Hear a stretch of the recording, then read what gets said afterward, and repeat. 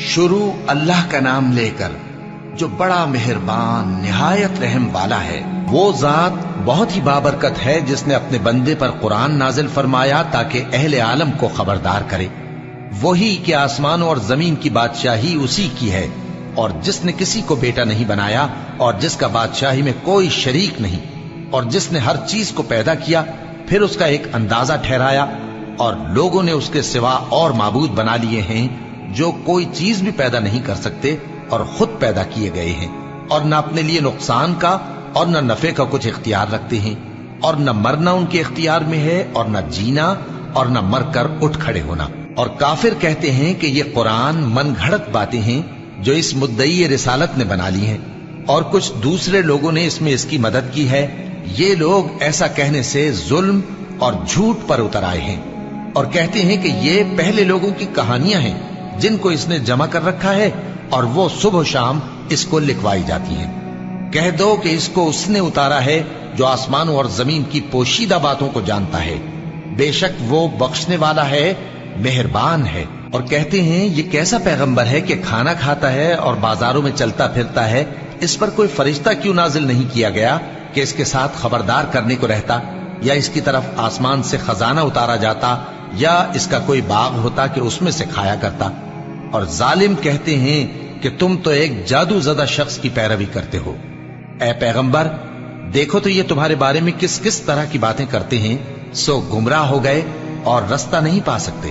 وہ اللہ بہت بابرکت ہے جو اگر چاہے تو تمہارے لیے اس سے بہتر چیزیں بنا دے، یعنی باغات جن کے نیچے نہریں بہ رہی ہوں، نیز تمہارے لیے محل بنا دے۔ بلکہ یہ تو قیامت ہی کو جھٹلاتے ہیں، اور ہم نے قیامت کے جھٹلانے والوں کے لیے دوزخ تیار کر رکھی ہے، جس وقت وہ ان کو دور سے دیکھے گی تو غضبناک ہو رہی ہوگی، اور یہ اس کے جوش غضب اور چیخنے چلانے کو سنیں گے۔ اور جب یہ دوزخ کی کسی تنگ جگہ میں زنجیروں میں جکڑ کر ڈالے جائیں گے تو وہاں موت کو پکاریں گے۔ آج ایک ہی موت کو نہ پکارو، اور بہت سی موتوں کو پکارو، پوچھو کہ یہ بہتر ہے یا ہمیشہ کی جنت جس کا پرہیزگاروں سے وعدہ ہے۔ یہ ان کے اعمال کا بدلہ اور رہنے کا ٹھکانہ ہوگا، وہاں جو چاہیں گے ان کے لیے میسر ہوگا، ہمیشہ اس میں رہیں گے۔ یہ وعدہ اللہ کو پورا کرنا لازم ہے اور اس لائق ہے کہ مانگ لیا جائے۔ اور جس دن اللہ ان کو اور ان کو جنہیں یہ اللہ کے سوا پوچھتے ہیں جمع کرے گا تو فرمائے گا، کیا تم نے میرے ان بندوں کو گمراہ کیا تھا یا یہ خود گمراہ ہو گئے تھے؟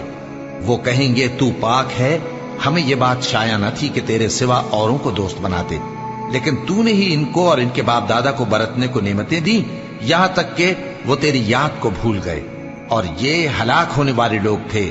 تو کافرو، انہوں نے تو تم کو تمہاری بات میں جھٹلا دیا، بس اب تم عذاب کو نہ پھیر سکتے ہو نہ کسی سے مدد لے سکتے ہو، اور جو شخص تم میں سے ظلم کرے گا ہم اس کو بڑے عذاب کا مزہ چکھائیں گے۔ اور ہم نے تم سے پہلے جتنے پیغمبر بھیجے ہیں سب کھانا کھاتے تھے اور بازاروں میں چلتے پھرتے تھے، اور ہم نے تمہیں ایک دوسرے کے لیے آزمائش بنایا، کیا تم لوگ صبر کرو گے؟ اور تمہارا پروردگار تو دیکھنے والا ہے۔ اور جو لوگ ہم سے ملنے کی امید نہیں رکھتے کہتے ہیں کہ ہم پر فرشتے کیوں نہ نازل کیے گئے، یا ہم آنکھ سے اپنے پروردگار کو دیکھ لیں۔ یہ اپنے خیال میں بڑائی رکھتے ہیں اور اسی بنا پر بڑے سرکش ہو رہے ہیں۔ جس دن یہ فرشتوں کو دیکھیں گے اس دن گناہگاروں کے لیے کوئی خوشی کی بات نہیں ہوگی، اور کہیں گے کہیں کوئی رکاوٹ کھڑی کر دی جائے۔ اور جو انہوں نے عمل کیے ہوں گے ہم ان کی طرف متوجہ ہوں گے تو ان کو بکھرا ہوا غبار کر دیں گے۔ اس دن اہل جنت کا ٹھکانہ بھی بہتر ہوگا اور ان کے آرام کی جگہ بھی خوب ہوگی۔ اور جس دن آسمان ابر سے پھٹ جائے گا اور فرشتے نازل کیے جائیں گے، اس دن سچی بادشاہی رحمان ہی کی ہوگی، اور وہ دن کافروں پر سخت مشکل ہوگا۔ اور جس دن ظالم اپنے ہاتھ کاٹ کاٹ کھائے گا اور کہے گا کہ اے کاش میں نے پیغمبر کے ساتھ رستہ اختیار کیا ہوتا، ہائے شامت، کاش میں نے فلاں شخص کو دوست نہ بنایا ہوتا، اس نے مجھ کو کتاب نصیحت کے میرے پاس آنے کے بعد بہکا دیا۔ اور شیطان انسان کو وقت پر دغا دینے والا ہے۔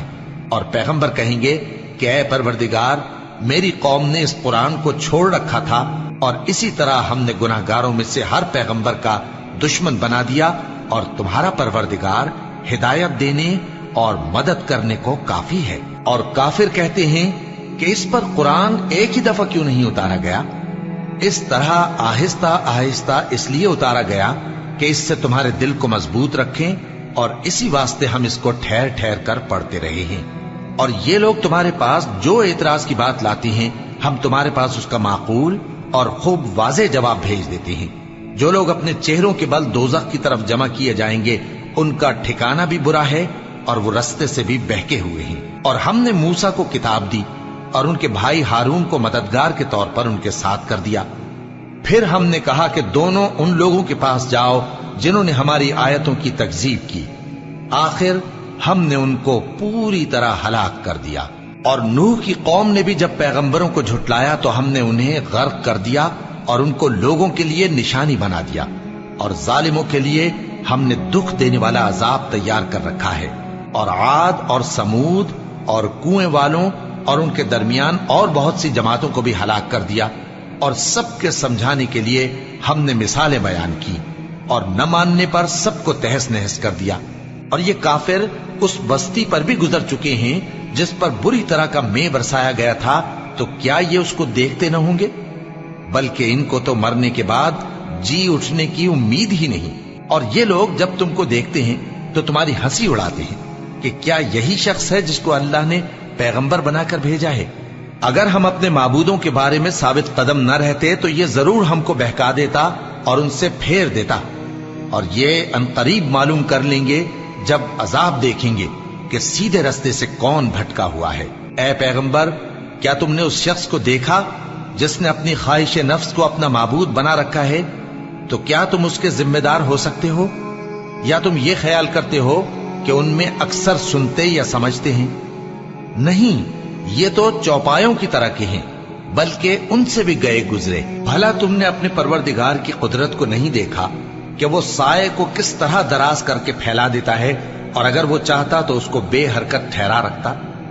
پھر ہم سورج کو اس کا رہنما بنا دیتے ہیں، پھر ہم اس کو آہستہ آہستہ اپنی طرف سمیٹ لیتے ہیں۔